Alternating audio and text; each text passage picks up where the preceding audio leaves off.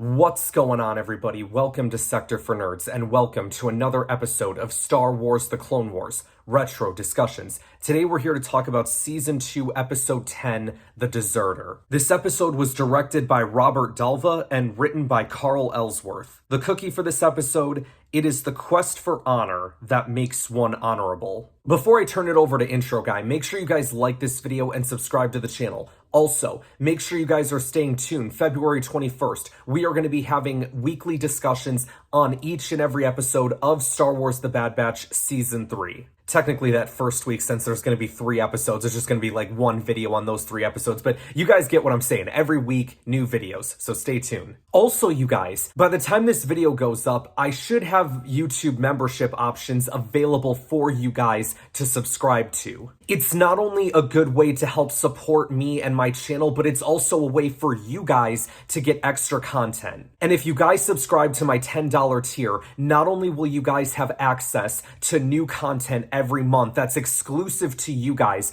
but you will also get early access to these Clone Wars discussions. For those who enjoy this series, it's a great way for you guys to get early access to this show. So if you guys are able to / want to, it would mean so much to me if you joined my membership program today. Alright, you guys, I believe that is all the pleasantries and announcements that I need to make now that we've got that all aside.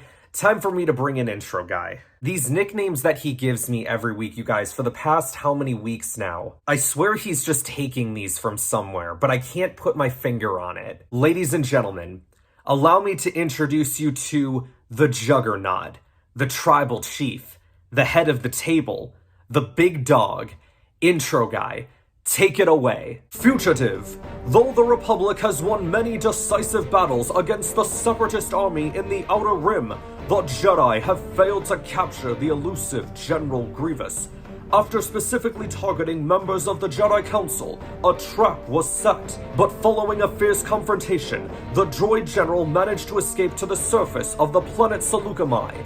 Now the chase is on, as General Kenobi leads a squadron of clone troopers and closes in on his desperate target. The chase is on indeed, Intro Guy. By the way, thank you so much once again for doing what you do. I question your choice of nicknames every week, but I guess it is part of our agreement for Season 2, so I guess I'm just gonna keep going with it. Now, this is one of those intros, you guys, like when they're doing the, Tom Kane run-through for this episode. Obviously, yes, they recap stuff that happened in the last episode, but also a crucial thing that you need to see in that intro is the fact that Grievous does launch escape pods towards the Seleucami planet. There was only one escape pod whose transmitter survived, so they have to get there. Grievous is like, all right, find me some transportation. And eventually they do, and he's riding a Reek, which is one of the creatures from Attack of the Clones that attacks Anakin. It's the one that he uses beast control on.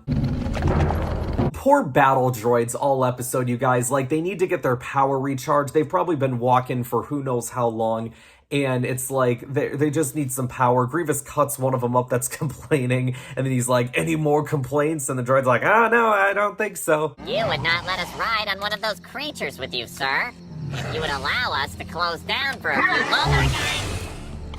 Any more complaints? No, I don't think no. That's what I thought. And then later on in the episode, you can tell like they're really tired. Some of them are shutting down because they've lost all their power. The moment when Grievous does get to the final escape pod with the transmitter working towards the end of the episode, it was like he just goes up to the droid and says, is your transmitter working? And the droid responds with, I don't know, I haven't used it yet. And Grievous just freaking slaps him so hard. He's like, all right, I'll check on it. I feel like I remember that being used for a commercial once on Cartoon Network. Oh my gosh, I just unlocked a memory. The joke of the day with General Grievous and his battle droid. Is your transmitter working? I don't know, I haven't used it yet.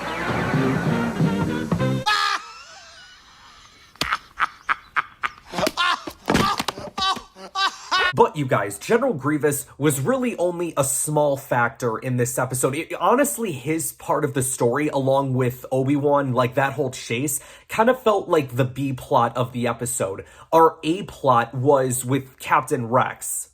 We'll split into teams. Rex, take Jesse, Hardcase, and Kix and search those wetlands. Yes, sir. Cody, you, Kryze, and I will pick it up from here. And Rex, if you get a visual on Grievous, contact us before you engage. They split into teams. Rex takes Jesse, Hardcase, and Kix. And those three clones, you guys, this is our first introduction to those three guys. And throughout the Clone Wars, we're going to see these guys continue to pop up and see their characters develop. We only really got a small portion of them throughout this episode, but we do get to know a bit about them. So once Rex gets shot, it very much felt like Jesse kind of took center stage and like taking the lead on the mission. It's funny because Cody and Obi-Wan say like, Rex is a smart man. And Obi-Wan's like, indeed, always thinking on his feet. Rex is a smart man. Indeed. Always thinking on his feet. But it's funny because it felt like Jesse was very much the smart man in this episode because he's the one who kind of realizes, oh, I think we're on farmland. If there's a farm, that means there's going to be a farmer. Let's go and find his homestead, see if we can find a place for Rex to stay. He's also the one that negotiates with the Twi'lek woman. We want no trouble here. Easy with that weapon, ma'am. We're here as friends. State your business. Our captain's been hurt. We need... I'm no doctor, so just... We have a medic, ma'am. We just need a place to tend him overnight. Mommy! Get back inside, both of you. Oh, Mom. Look, there are some benches out back in the barn. It's the best I can do. That'll be fine, ma'am. Thank you. Hardcase, we don't really get much of his character in this episode, but we'll get there, trust me. And then there's Kix, who's the medic of the team. He does kind of get, like, on Rex's case a little bit. Like, he does talk back to him, because Rex is like, just patch me up, let's get on with it. We're getting underway, Kix. This is in order. And Kix kind of fires back and it says, look, sir, as the team medic, I outrank everybody. The Twi'lek woman, we find out her name is Sue. She brings them food. Okay, everybody, by show of hands in the comments, how many people thought when you saw that floating ball float into the room for the first time that it was a thermal detonator? I remember, like, that might have been, like, one of my biggest jump scares as a kid watching the Clone Wars, because I was, like, so under the impression that it was a bomb, and I thought they were all about to blow up, and then when I figured out that it was a ball, I'm like, oh, thank goodness. Come on, I can't have been the only one. The way it floated into the room, the sound effect that it made, I was so scared. Excuse me. If there's not enough... That's plenty. Thank you, Sue. The little girl that runs into the room, because obviously we see that this Twi'lek woman has children. There's a little girl and a little boy, and the little girl says, "You look like my daddy," to Captain Rex. I feel like that should have been an indicator for me that the father was going to end up being a clone, but like at 10 years old, that just completely went right over my head. I'm just sitting there thinking, that's a weird thing to say. If we kind of move over to the Obi-Wan Kenobi side of this episode momentarily, one of the things that he was doing right was trying to investigate where General Grievous was. Him and Cody and a trooper called Kryze, they were like looking at a battle droid that they found from the landing transport. What do you have? We've broken the access codes and powered up the droid's guidance system. According to his memory logs, he fired the emergency thrusters on the escape pod to avoid a mid-air collision. Collision with what? Another escape pod. There was no time to correct for the steeper glide path, which is why this droid's pod crashed. Can you pinpoint the landing zone for the other pod? I can put us within 2 to 3 clicks of it, sir. Alert the men. We've picked up the scent. They picked up on the scent of Grievous's escape pod. They get there, but it's already deserted, so they kind of realize, like, okay, he's probably heading to another pod. That's also where Obi-Wan contacts Jesse, and they find out that Rex is hurt. But then we get to the part where Rex meets the husband.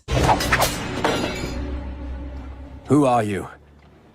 What are you doing here? Now, if I'm not mistaken, the name Lawquane, which is Cut's last name, I believe he took from Sue. I believe that was her last name, if I'm not mistaken. Also, the children that they have, I do not believe that Cut is their biological father. Yes, they are human Twi'lek hybrid children, but I do not believe that Cut is the father. He's the stepfather. They get into this argument, right, about how he's a deserter and Cut's got a duty to his family. Eventually, the children walk in, so the argument kind of stops, and they eventually invite Rex inside for dinner. And this whole episode, it's like Cut's just trying to explain, like, oh, Rex, you know, I see the way you look at our family, our home. Like, come on, you got to admit, like, if you made a life for yourself, you'd be happier this way. Live a life that you want to live.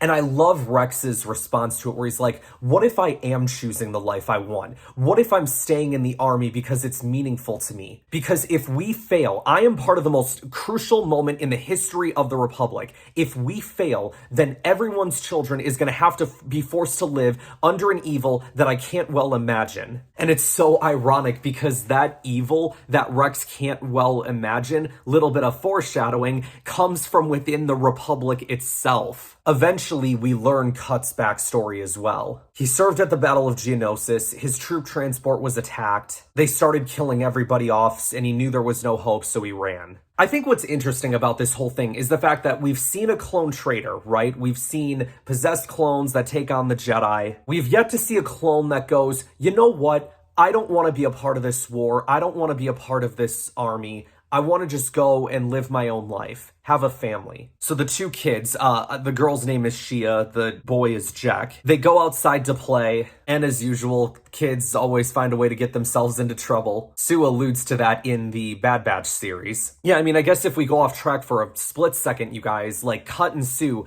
this is not the last time that we see them in Star Wars. They bring them back at the start of the Bad Batch series, which I thought was really cool, because I'm sure there were probably a lot of people, like, after this episode that thought to themselves, like, oh man, are we going to see Cut and Sue again? Are we going to see that family? And eventually we do. But anyway, the children find an escape pod, and of course there's commando droids inside of it. They end up running back to the house, and then we get to this battle scene where Cut and Rex have to defend the family from the droids. This is not good. I count 20. Cut. What's out there? Commander droids. What are they doing? Sue, get the kids upstairs. Come, children, come now. You can catch them in a crossfire. You take that corner. No, Captain. With respect, you're not in charge here. I can be useful, sir. You're injured. You have only one good arm. But I can fight. So can I. Rex, I need you to be the last line of defense for my family.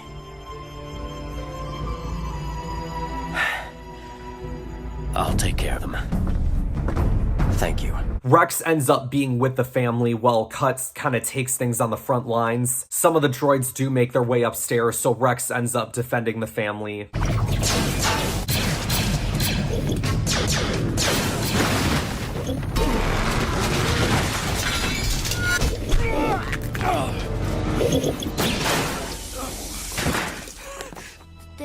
Daddy? Daddy? I'm okay. So while this episode did have a lot of storytelling involved with it that didn't involve action, we did get our fair share of action in this episode. Because then not only did we have Cut and Rex versus the commando droids, but we had Obi-Wan and his forces taking on General Grievous and his, weakened battle droids. Fire!